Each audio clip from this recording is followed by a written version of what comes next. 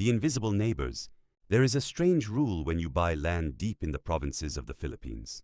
The locals will tell you that even if you have the government title, you are never the true owners. You are just sharing the soil, because long before the fences were built, someone else was already living there. And if you don't acknowledge them, they will make sure you never find a single moment of peace. I'm an expat living out in the provinces, and you're watching The Walking Expat, Philippine Mysteries. Introduction. The shadow on the boundary.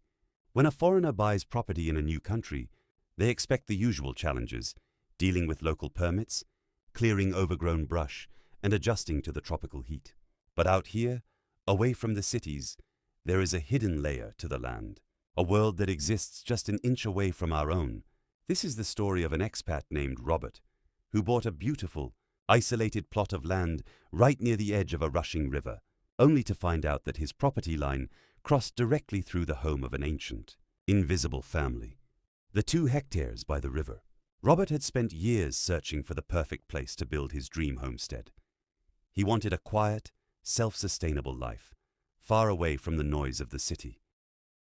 When he finally found a sprawling, 2-hectare property right along a winding river, he knew he had found paradise.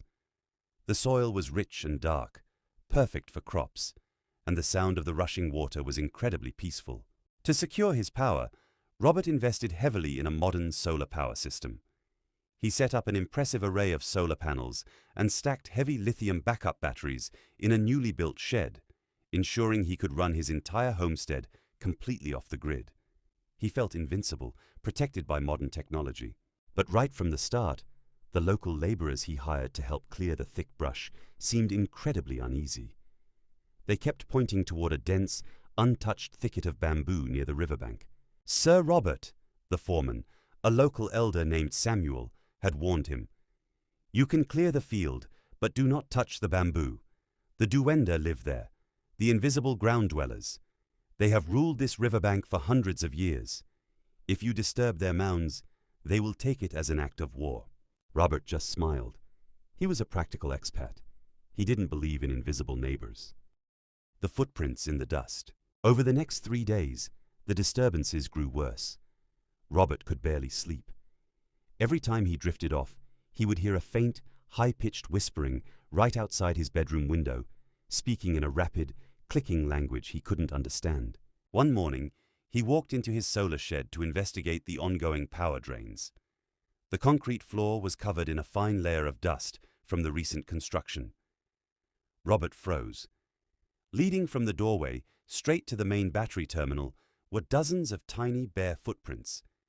They were less than 3 inches long, but the indentations were deep, as if whatever made them was incredibly heavy for its size. Even more unsettling, objects began to vanish from his house. His keys, his pocket knife, and the heavy metal bolts he needed to finish his water pumps would disappear from his workbench, only to show up hours later, sitting neatly in the middle of the river path. Robert was losing his mind. He was exhausted. His modern grid was failing, and he felt a heavy, hostile pressure watching him from the shadows every time he walked his land. He finally realized this wasn't a mechanical failure or a trick of his imagination. He needed help. The ritual of the soil.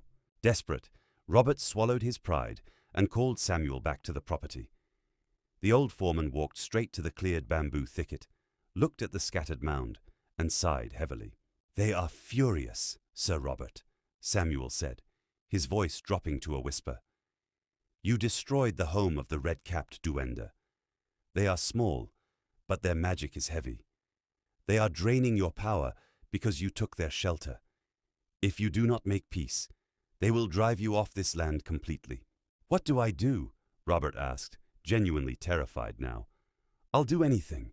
Samuel instructed Robert to buy specific offerings: a plate of sweet, unseasoned white rice, a glass of local rum, and a handful of silver coins. Just as the sun began to set behind the river trees, the 2 men walked down to the edge of the water. Samuel knelt in the dirt, placing the food and drink near the roots of the remaining bamboo.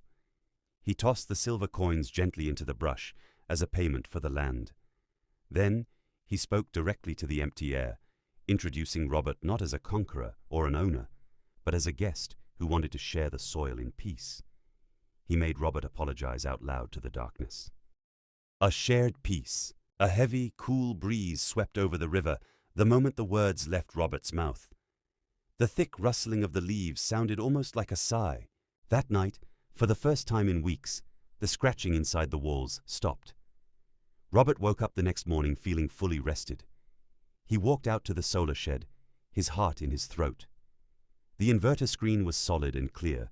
The lithium batteries were holding a perfect 100% charge. The power drain had stopped completely. Robert kept his promise. He abandoned his plans for the deck and left the riverbank bamboo completely alone, letting nature reclaim the space. He even built a tiny wooden boundary marker near the area, a quiet sign of respect for the territory. Living as an expat in the provinces teaches you a profound lesson. The land holds memories and entities far older than any modern title or solar grid. Robert still walks his 2 hectares every single day, keeping his homestead thriving. But now, whenever he walks past the thick green bamboo by the river, he steps softly, smiles at the empty air, and always remembers to respect his invisible neighbors.